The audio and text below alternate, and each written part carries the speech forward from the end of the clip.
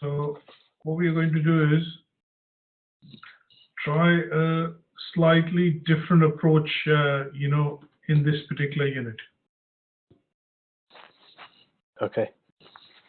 This one, when we look at this particular unit, which is the personal and professional development, is actually a level 5 unit, which you are going to be covering both at level 4 and 5. So we'll do it only once.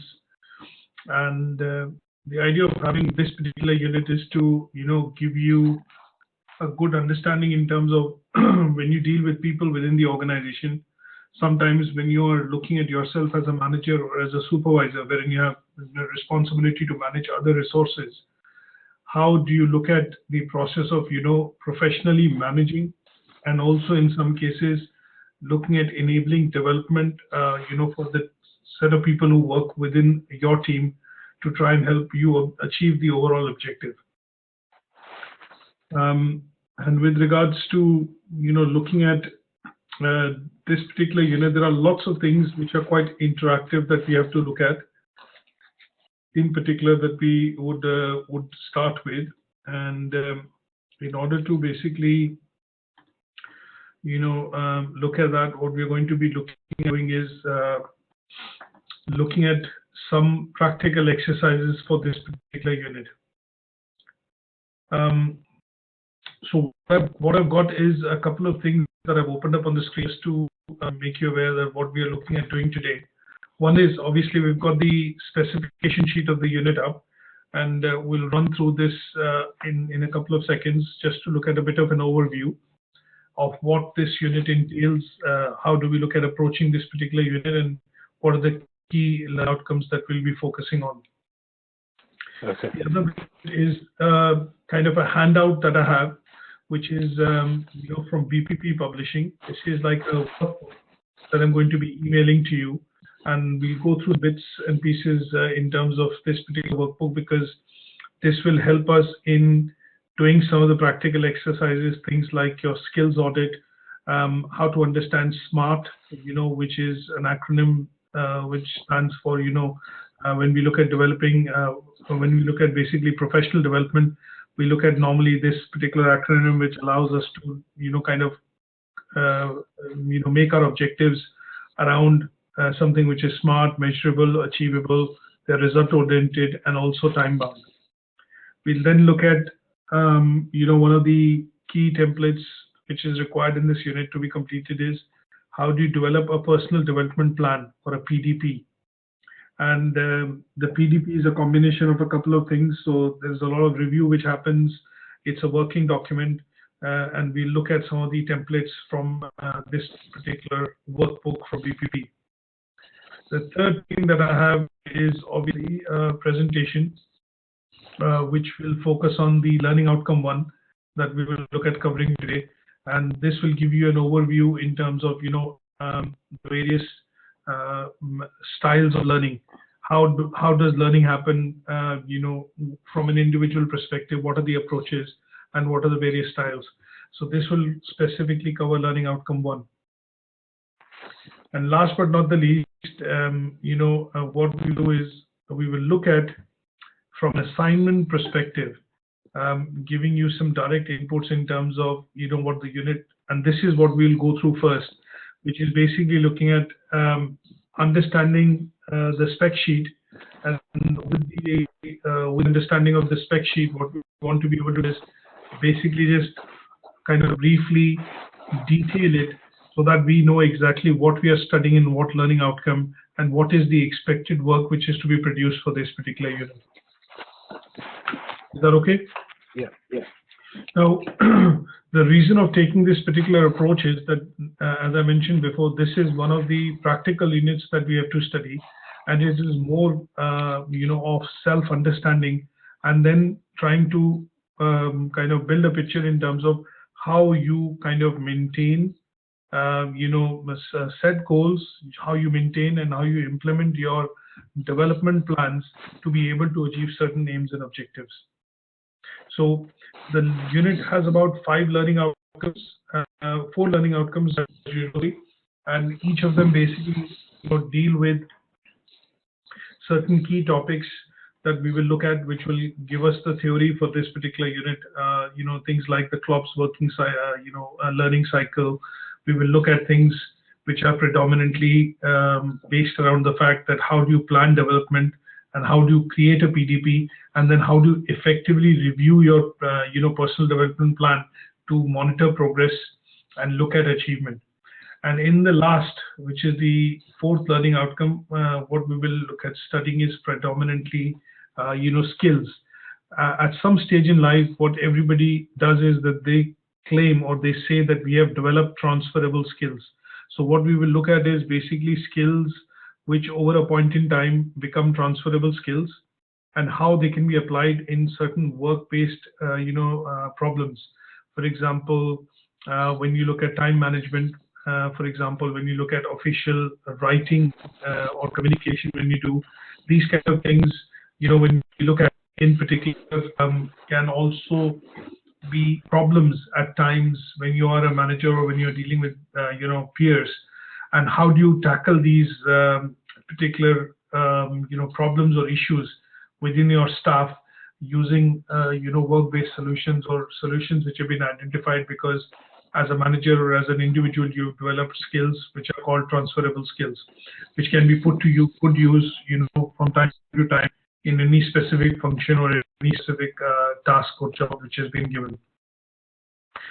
So what I'm going to do is basically start off with a bit of an introduction, and then I'm going to take a couple of seconds to basically talk through some of the tasks which are set out.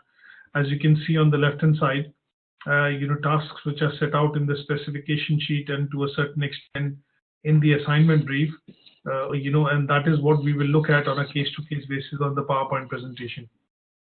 Is that okay? Yeah. Okay, good stuff. So looking at, first things first. Now, when we talk about, the three key terms in this particular unit, when you look at personal, when you look at professional, and when you look at development. Now, we've covered some of these, meanings, and obviously we've come across these terms in some of the previous units. Things like development, we definitely have come across. But so if we just isolate the word, professional development, what do you think the term professional development means? Well, it's development for the profession, really. So it could be like your skills, key skills. You could have like a skills matrix that's got all the skills on there, what you're good at. Yes. Communication skills, anything like that, really. Training. Training, yes. Yes, it's more relevant to the role that you're doing. That is correct. So I think just to add to what you rightly said is, there are certain terms that we come across when we work within organizations, and they have different meanings at different point in time, but they are used interchangeably. So when you look at the term professional development, when you look at or hear the term continuous professional development, we come across a term called staff development. We also come across a term, sometimes in organizations, which is called a professional development program. Now, when we look at all these terms and obviously look at why and in what context they are used, they all kind of signify one single, overarching objective, which is that, professional development is nothing but the ability to be able to learn and then put that into some sort of a practice which allows goals and objectives to be met. So professional development could be academic, professional development could be work related, professional development could be formally instigated as a process wherein you go through that process of development. So they all have different meanings under the context of different situations. So one such example would be that you're undergoing professional development, that means you're trying to gain new skills, and those new skills are going to be put to practice, at some stage in your work life, and that is why you're undergoing that professional development. In certain cases, it could be that you're delivering something across to a group of audience or maybe your peers or your colleagues, and that is being done under the pretext of professional development, which are things like, say, for example, conferences or seminars that you go to. And that is where you get to see that professionally people who are considered experts are able to deliver something across on that particular topic or that particular skill, and that is being done to a larger audience. And last but not the least, we also see the concept of professional development happening when we see academic work. For example, in your case, you will end up doing an assignment, and that is nothing but a professional piece of work that you will submit, and maybe you will get some feedback on it, and then you'll improve, and then it will be considered for final submission. So that also will lead to some sort of, that feedback will also lead to some sort of improvement in your academic work, which will also constitute nothing but some sort of a professional development, so that the assignment actually passes. Okay. And this, when in the concept of looking at from a careers perspective, from a job perspective, when we look at continuously improving, gaining, and reskilling ourselves to be able to become more effective and more productive, gain more knowledge, or maybe inherit or gain more skills, or pick up more skills, then would become the process of something called nothing but continuous professional development.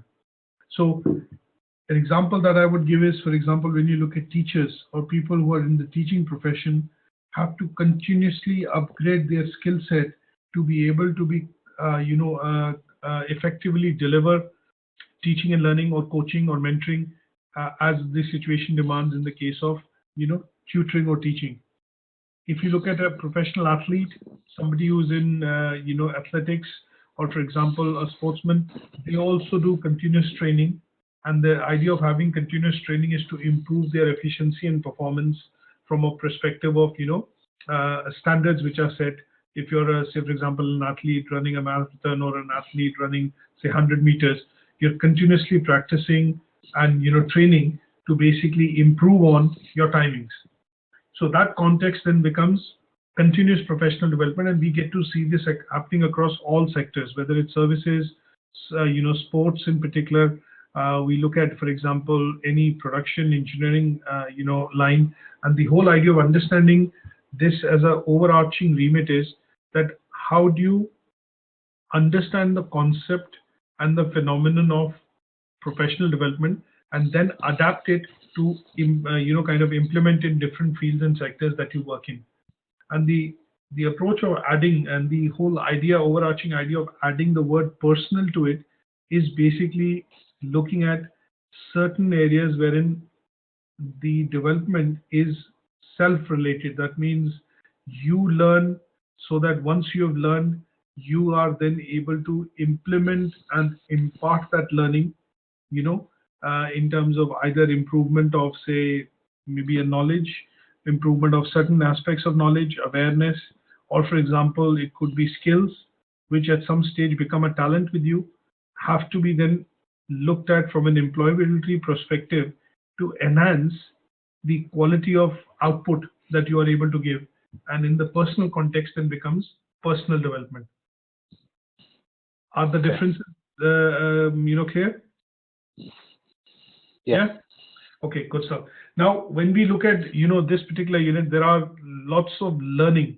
So as you rightly said, you're picking up a skill, you're learning to put that into some sort of a matrix, or, document that. One of the key things which will come across in this particular unit will be that at some stage you have to learn, and there are various ways with which the individuals learn. Some of them learn through an aspect, they are self-taught, as we say, that they're able to teach themselves. They're that good that they're able to read a manual and, obviously teach themselves. In some cases, the learning happens because you attend a training or a seminar or a conference. And in some cases, the learning could be, when it is kind of done in a group. So in some cases, when you look at learning, the learning could be, done from different perspectives, and those areas then could look at, moving you towards the direction of having some sort of a professional development or personal development. So If I look at the unit in particular, and when I look at the overarching objective of why we are looking at studying this unit, it's neatly summarized, in the first slide, which is introduction. It says, self-managed learning, as the name suggests, consists of nothing but defining the skills and the ability to be able to develop those skills on your own. So one of the key things that we will focus on in the learning outcome 1 will be how do we look at learning and how can learning be done through self, and that is called self-managed learning. Now, as you know, learning is a lifelong process, and you keep learning new things every day. You pick up new skills, new things every day. So self-managed learning is a process which happens, in a personal perspective, and it happens through the course of you learning things yourself. Now, self-managed learning can also be professional, and it could also be something which is, done on a personal basis. So if you are put through a training in at the workplace, and you've been asked to attend a particular training, then in those cases or in those circumstances, that training becomes professional training. But sometimes what tends to happen is, in a very common example which I give is, if you put your hand over fire and if it burns, that is something which is personal learning that you learn from experience. So you know that, okay, if I put my hand again, it will burn, and you never do that again. Things like cycling, things like swimming that you do, those are self-managed learnings as a process. But once you pick them up, they remain with you for the duration of your life. You don't need to pick those experiences or that skills again, because that is something which is self-taught. And once you've had that experience, you are able to remember it or, build on it for lifetime. Now, the other thing that we look at is, from a work perspective, is we do a lot of learning on a daily basis. But when we look at learning from a perspective of professional learning and personal learnings which allow us to gain skills, are the ones which are in demand by what you call companies or our employers. And they tend to be valuable in terms of resources which allow us to get into a job or a career. Now, have you understood this point? Yeah. Okay, so just to give you an example on this would be that sometimes when you apply for a job interview and you send your CV across, what you tend to do is, after putting down your work experience or your academic qualifications, what you do is you focus on putting a lot of relevance and importance around what is your skill set, and people tend to mention skills like there are all sorts of it, but sometimes if you're, say, for example, applying for a sales job, you'll end up putting things like, I have good negotiation skills, I have good relationship skills, I have excellent documentation skills, telephone skills. No, these are skills which are obviously of prime importance, because the job description for which you are applying for needs these skills which turn out to be valuable, and at the end of it, because of these skills, you are able to get that job or that particular role. So when we are looking at putting across our CV, one of the key things that we put across in that CV, which becomes quite valuable for employers, is the skill set that you have, which is directly kind of related to the job vacancy or the advert that you're applying for, isn't it? Yeah. So if I'm a very, very, particular example would be, if you say that you're applying to get a plumbing job or say for an electrician job, if you do not have the relevant qualifications in that particular field of being, of working, and obviously some experience within that, those skills then cannot be translated, because you would not have those skills on your CV. So again, the most valuable thing which comes across in terms of what employers value and employers kind of give credence to is the fact that you have certain amount of skill set which they feel is a match for the type of job that they are looking to hire you for. Now, so the other, within learning outcome 1, what we do see is there are certain tasks, and in these tasks, this is going to be directly related to, what is actually required in the assignment. So when I look at it, says evaluate approaches to self-managed learning. Basically, in this task, we are looking at how people learn and how the process of self-learning is managed. you're looking at putting these 3 things or 4 things down. For example, sometimes people learn when they attend seminar and conferences. They also learn by group discussions and debates. They look at learning by social networking, and internet is a great source of knowledge today, because it's the largest repository which is available, which has practically every fact, figure, data, and thing available that you can research on. So if you're trying to find, say, for example, if you're doing a search on the internet saying that I want to learn, say, how to bake a cake, right? Now, one of the key things that you would do is, because you're trying to learn while you also practically bake a cake, is that a lot of us will go onto the internet, open YouTube, and basically type how to bake a cake. And because this is happening as you're going along, is a part of self-learning process, and that, because you're doing it as you're going along and you're practically experiencing it, is the process of what we call self-managed learning. Is that okay? Yeah. Okay. Now, I'm not going into covering these tasks at the moment, but this is to give you some indication on what type of things would be covered in this particular task when we do the assignment, or when we discuss the learning outcome. Okay. Okay. Now, task 1.2, it talks about proposed ways in which lifelong learning in personal and professional development context can be encouraged. So here, what we are going to be doing is basically talking about doing a SWOT analysis, and that SWOT analysis is going to be a SWOT analysis on self.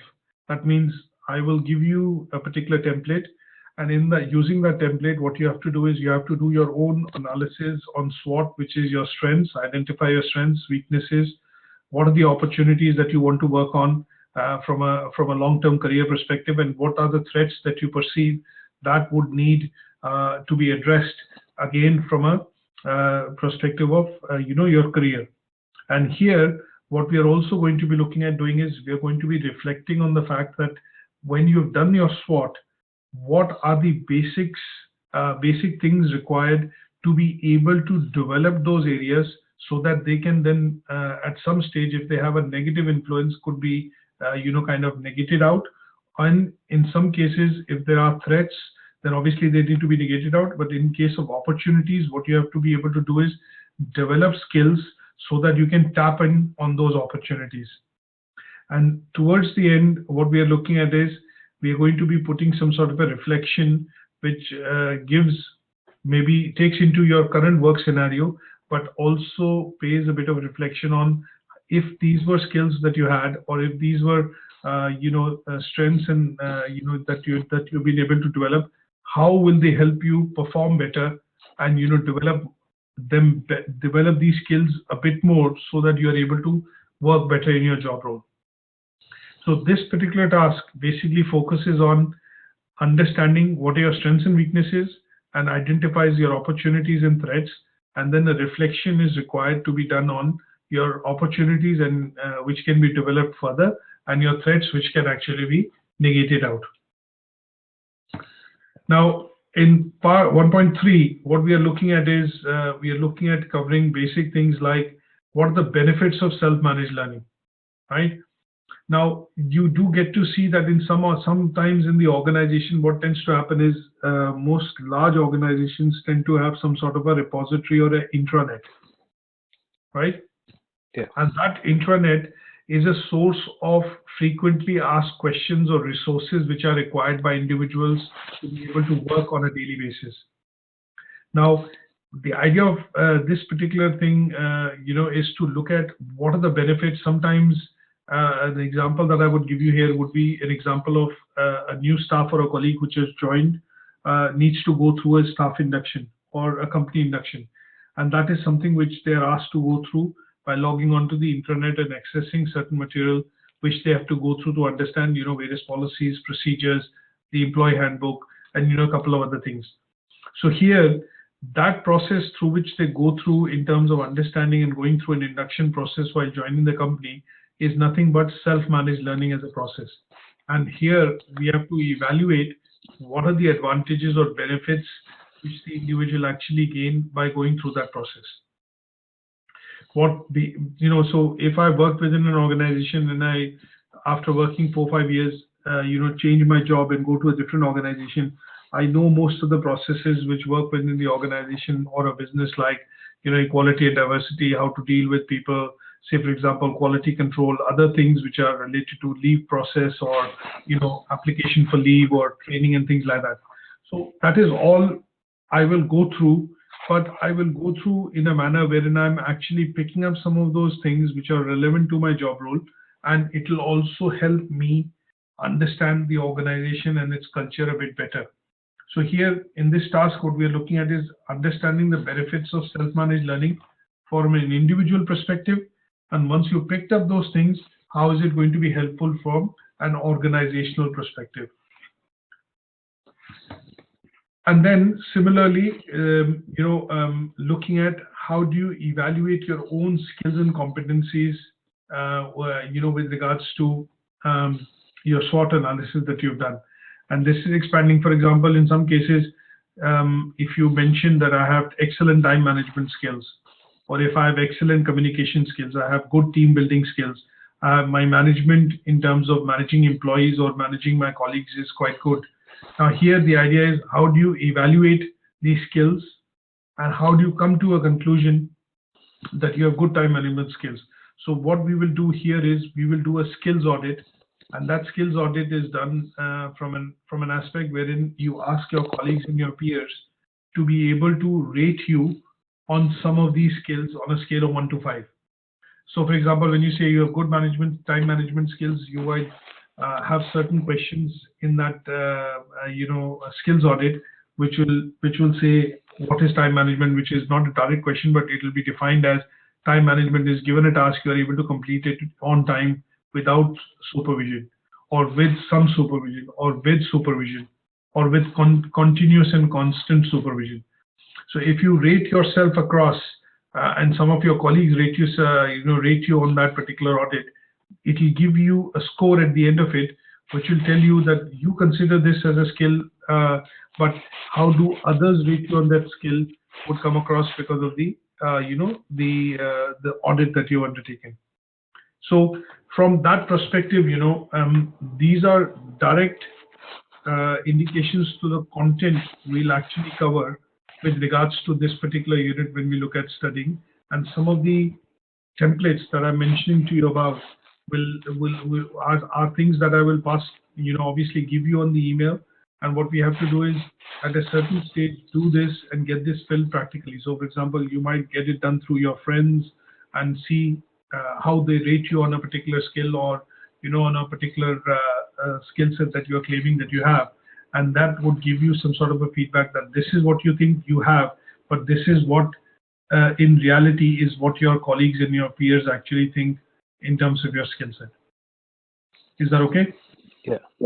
Now, what I'm not going to do is, because we are concentrating on learning outcome 1 today, we will look at just the first 4, but what I'm going to do is send you this email, and every time when we start doing the learning outcome, we will revisit that to cover the relevant points for that learning outcome. Okay. Is that okay? Yeah. So this is basically for the whole unit, but what we are looking at doing is currently just looking at concentrating on learning outcome 1, so we exactly know what we are actually going to be focusing on. Now, before we look at a bit of theory, what I want to be able to do is let you know what is, say, for example, skills audit. Are you able to see this document on the screen? Yeah. Okay.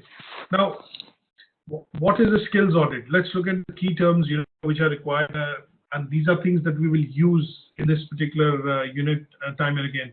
Now, skills audit is nothing but a review of your existing skills against the skills you need, right? Now, if I say, assuming I'm an actor, and I say that I have great dramatic skills or good skills on the stage, but I do not have skills, or I need to develop skills for on-screen participation, or impromptu participation of, say, debating and things like that, then what I'm trying to do is basically look at my existing skill and look at the areas in which I need to develop my skills in the future. And that process is nothing but a skills audit. So if I know from here to Birmingham, if I have to travel, I know what is the travel, how do I travel, but in order to reach there successfully within the time frame set, I need to look at a couple of things to improve. And when I look at that process is nothing but the process of, doing a bit of audit.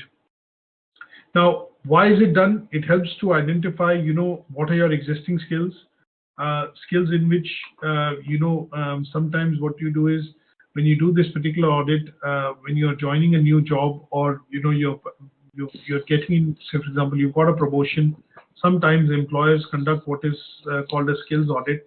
And the reason why they do it is they want to clearly know, clinically know in 0 and 1 is that do you have the skill set for this particular role or not?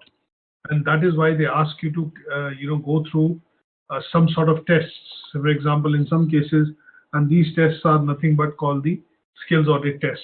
So what they want to know is whether you are equipped and are you effectively able to plan, develop, and have those skills which are required to complete that role or work in that role.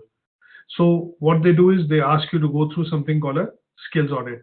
Now, skills audit is essentially nothing but a 5-step process. And what we're going to be looking at is a particular template to do your skills audit in the case of, learning outcome 4, I think, for doing the assignment. Now, stage 1 in the skills audit is nothing but you are looking at identification of your existing skills and what is your level of knowledge. Okay. What I'm going to do is just go through this briefly, and then towards the end, I'm going to send this to you on the email. And for next session, the idea would be to, when we start, we will go through what has been your skills audit. Okay.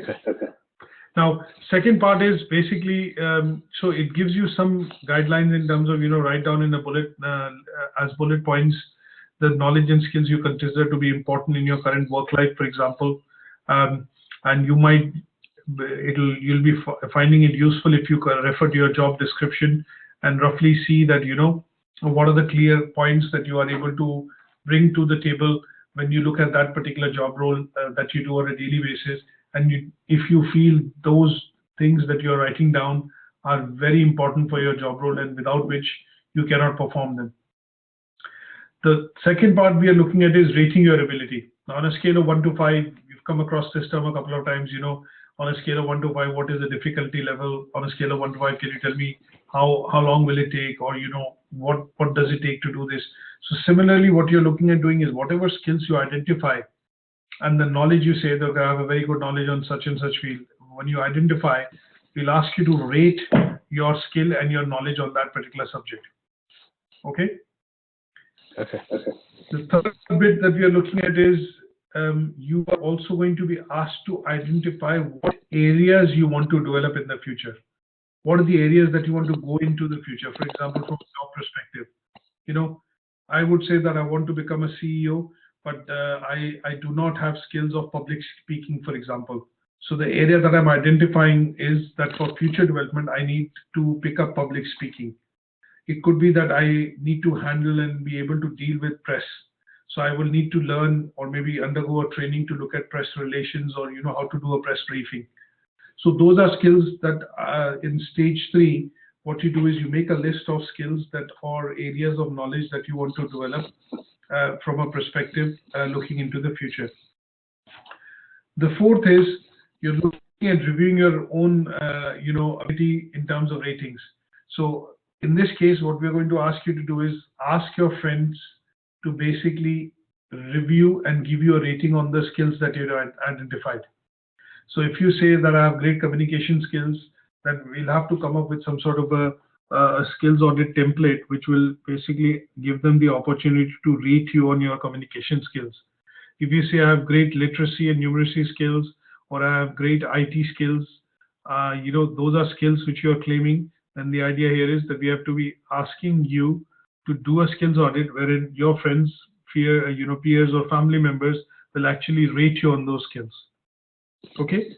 And once we have done this, in the last stage, what we are looking at is basically collating that information and then putting it into some sort of a table which allows us to put a plan together to say that, okay, if I do not have this, then how do I look at working towards this so that I'm able to develop it in a certain point in time. So for example, if I'm looking at improving my driving skills, just as an example, not related to the unit here. So I'm able to drive, but I'm not able to drive on motorways because I'm a young and a new driver. Then what are the key areas that you will identify which will help you from a point of view of development to gain that confidence and then start driving on the motorway? So it could be that you need additional driving lessons.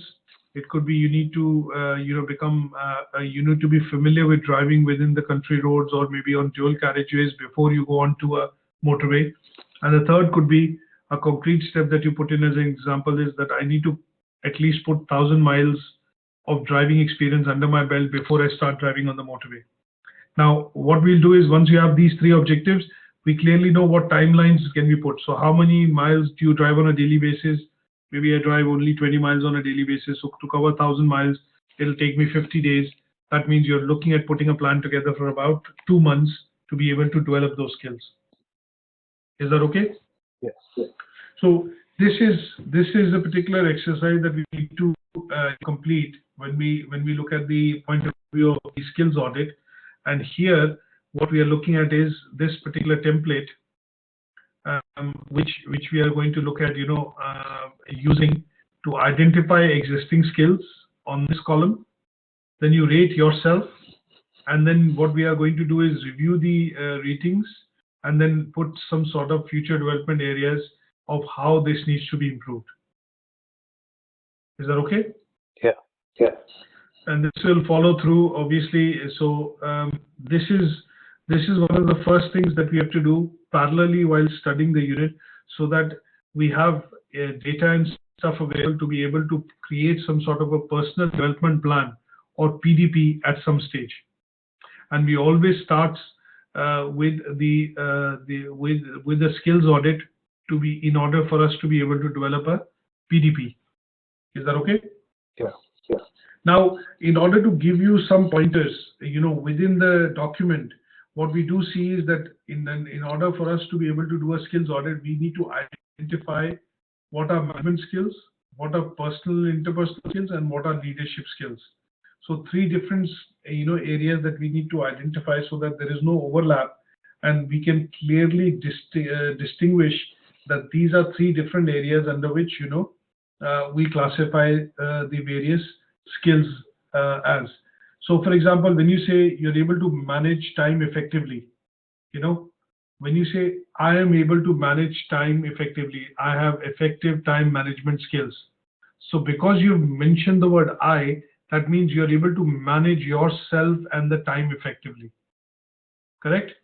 Yeah. If I have to apply this in the context of personal and interpersonal skills, then I would say that I can work with different types of people, or I can work with any group of people from diverse backgrounds, is nothing but a personal and interpersonal skill, because it involves the art of communication, and communication, as you know, differs from person to person. So in this case, if you are able to converse well and you're able to get on well with people from diverse backgrounds, then this is more of a personal and interpersonal skill. Correct? Yeah. And then when we talk about an example of, say, leadership skill, what we are talking about here is that if you have the ability to be able to take risks and propose new ideas, and sometimes support others to be able to accomplish goals, then this is nothing but an example of a leadership skill. So leaders are able to work on calculated risks. They are able to comprehend, understand, and then work on calculated risks so that at some stage they know that this is going to work out for them, and that is why it is called a leadership skill, because you get this from experience. So they have faced a similar situation before, or they've had a similar task before, in which they have kind of perfected this skill of taking calculated risks, and sometimes supporting their colleagues to say that, okay, yes, you can do it, you can accomplish it, and that allows them to overall accomplish the task, and that is classified as nothing but a leadership skill. Is that okay? Yeah. So this table hopefully help you to understand the various skills. Sometimes when you have to classify them, so a short summary of some of the skills have been given, in this particular table, and it helps you clearly differentiate when you say that I have a relationship skill, or if I have a time management skill, or if I have a skill wherein I'm able to manage risks. Then you can classify those skills under leadership, personal, interpersonal, and self-management skills. Now, the other thing, one of the other templates that we will look at is in particular the development of something called a personal development plan. Now, the personal development plan is nothing but a working document. So this is something like, for example, if I just give you something, if I just go away from the unit and give an example, assuming you do a weekly shop once a week, right? So there are things that you remember that you need, or probably make a list of during the course of the week. But at some stage, what you do is you write it down so that you don't forget. And then towards the weekend, when you're going for a weekly shop, you actually pick that up, and you must have kind of pinned it up on a board or on the refrigerator, or your fridge or something like that. And then you pick it up, and then you basically take it along while you're going for that weekly shop. So similarly, when you're looking at creating a PPD or a personal development plan, what we do is we start with the skill audit, and once we know clearly where my strengths and weaknesses are, and what are the opportunities and strengths that I'm going to kind of work towards or negate them in general, what we do is we start putting those things into a document, which is nothing but a personal professional document. Now, in this document, what we primarily do is we make a plan. It is nothing but a planning document, and this document documents your present. It starts with documenting your past to a certain extent, because you need to recap on your skill set, your knowledge, and also your abilities. It documents your present, what you're doing, why you're doing, how you're doing, and what are the gap areas that it picks up in the present times. And then it talks about future. So where do you want to be? How would you reach there? What are the areas that you need to work on? And those kind of things it picks up in this particular document. So there is always a past, there's a present, and there's a future, which is documented in the PPT. Okay? Okay. And then when we look at drawing up this PPT, when we look at, say for example, I know my SWOT, I've done my SWOT, and I know what are my strengths and weaknesses. So in order for me to develop on my strengths and also work on my weaknesses, what we do is we are putting together a plan, and that plan is going to be based on something called SMART objectives. Okay? Now, when I say SMART objectives, the reason why I say SMART objectives is that anything that I do has to be based around certain timeline, because this is a working document. I'm looking at gaining a skill. I'm looking at gaining a particular say I'm enhancing my knowledge in a particular area or a particular sector, and I need to do this in a definite amount of time. That is why it has to be looked at from a perspective of SMART objectives. And SMART as an acronym actually stands for, have you come across this word SMART before? No. Okay. So SMART is basically, it's an acronym which actually stands for specific, measurable, agreed, realistic, and time-bound. Now, this is a term which is increasingly used in organizations today, because everything that you do is time-bound, and it's related to some sort of an objective, whether it's personal, professional, departmental, organizational, or even something which is at the business level. Now, so everybody in the organization is working towards some sort of an objective. You are working because your work actually starts at a particular place, ends at a particular place, and that contributes onto a larger whole to be able to complete an objective which is set by the management or the organization. So most of the goals that we set are set in this format, which are called SMART. Now the word specific, it says, what exactly do you hope to achieve and in what context? Sometimes when you go for interviews and you're asked questions, they ask you to be specific. Why are you applying for this particular role? Why do you want this job? And these questions are basically asked because they want to get specific responses or specific answers to these questions which match, their, kind of answer set which they are looking at from that particular individual. So here you have to break the, sometimes larger objectives are essentially broken down into specific or smaller tasks. And that is why it is called specific. Now, if I say I want to go to Mars, so when I say I want to go to Mars, or when, for example, NASA says they want to put man on Mars, they are looking at saying this as a specific objective. Now, when they say, yes, we are going to go to Mars, it is generic. But when they say we have to put man on Mars by 2025, then this becomes a very, very specific objective. Correct? Yeah. Now, again, the second part to this is M stands for measurable. Now, when you say measurable, how do you recognize that this process they are working towards? Now, somebody's made a statement or somebody set a target that we want to put man on Mars by 2025. But how is this going to be measured? How is this going to be achieved?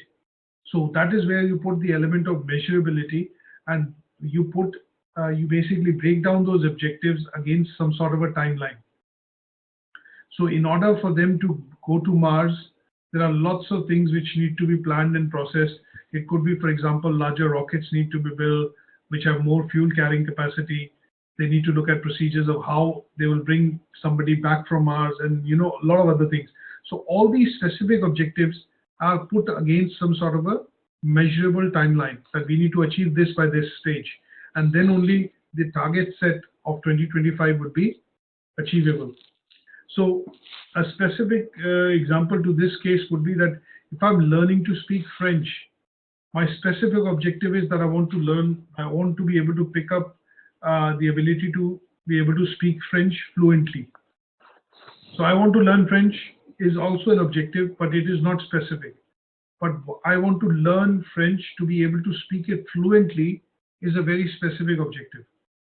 Do you understand the difference? Yeah. Now, when you say it needs to be measurable, the measurability of that would be that I want to learn to speak French fluently in the next 1 year. So you set yourself an objective that along the way, if I have to say that I'm making progress in terms of learning to speak this language, I have put a timeline of 12 months to be able to do so. And that is why it becomes measurable.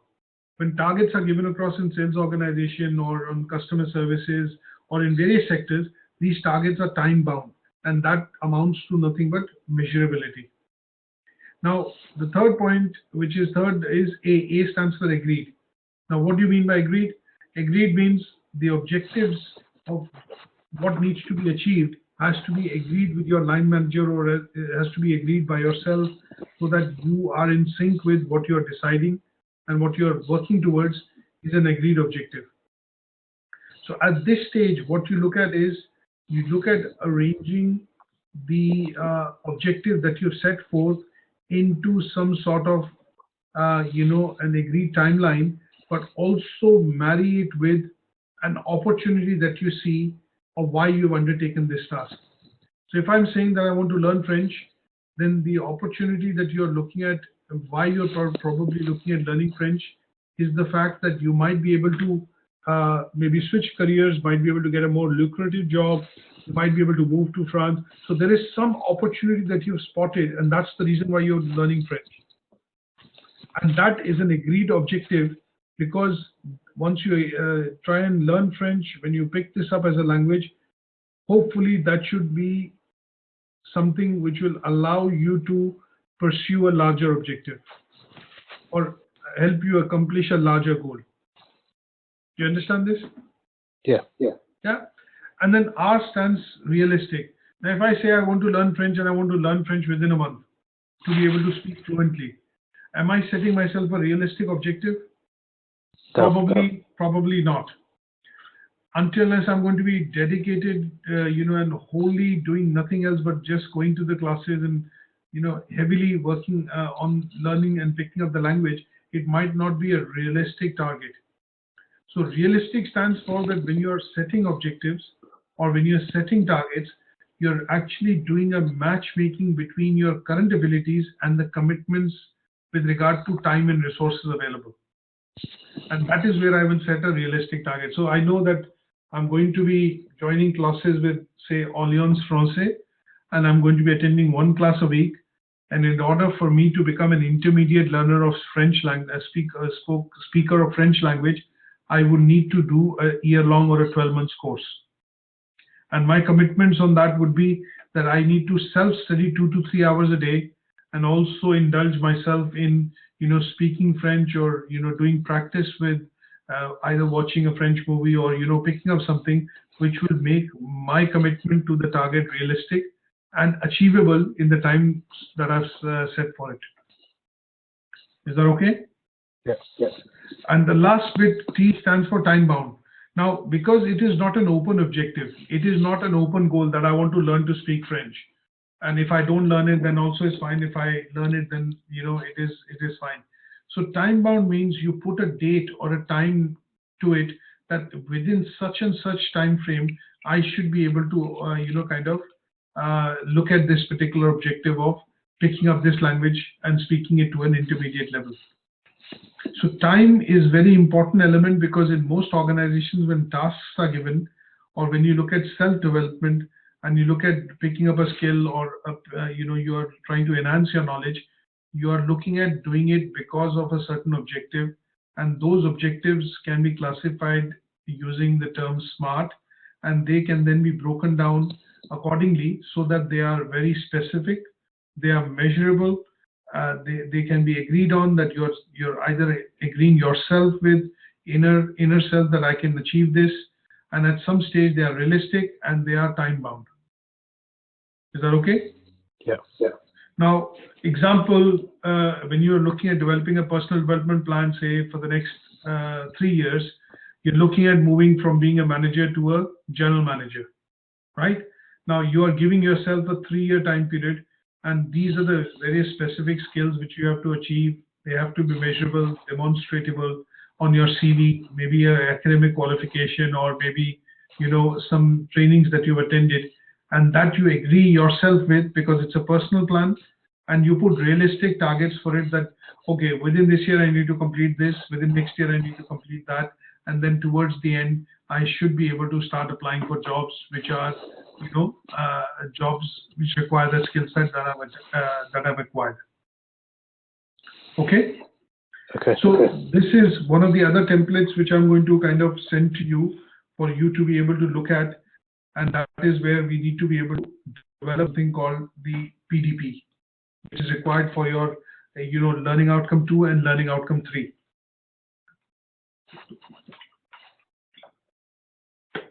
Is that okay? Yeah.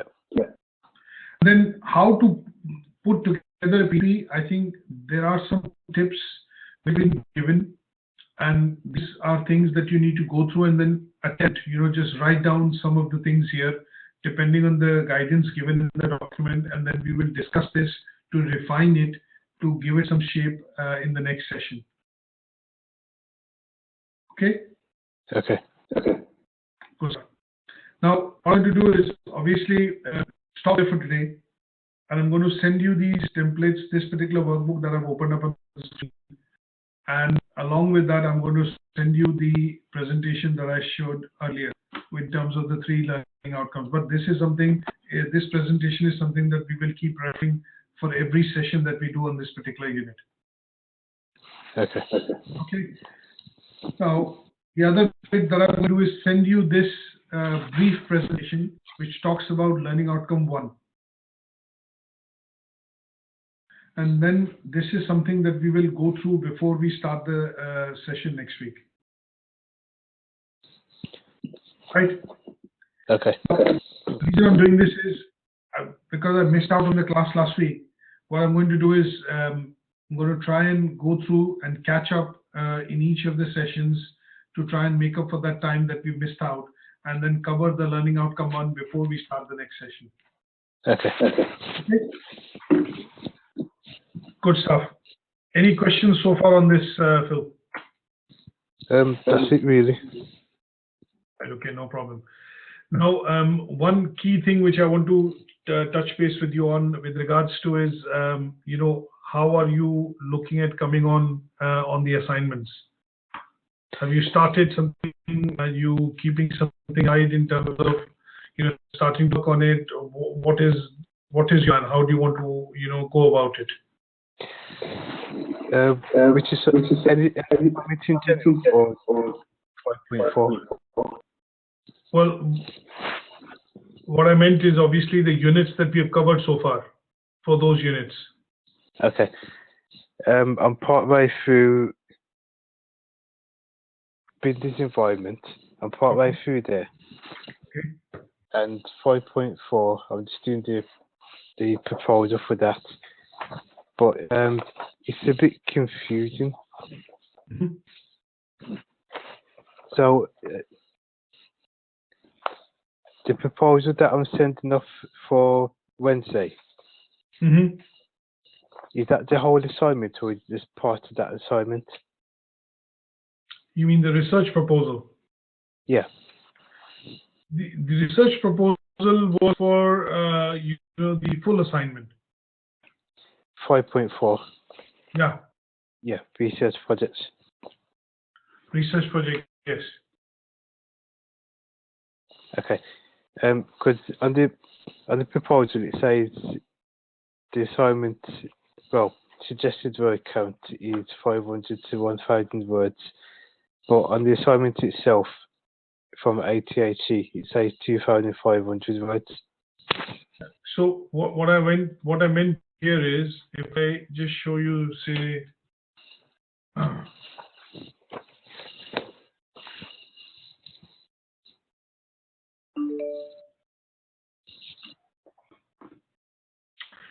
so say for example, you know, you want to, this is the assignment brief on the left. Can you see this?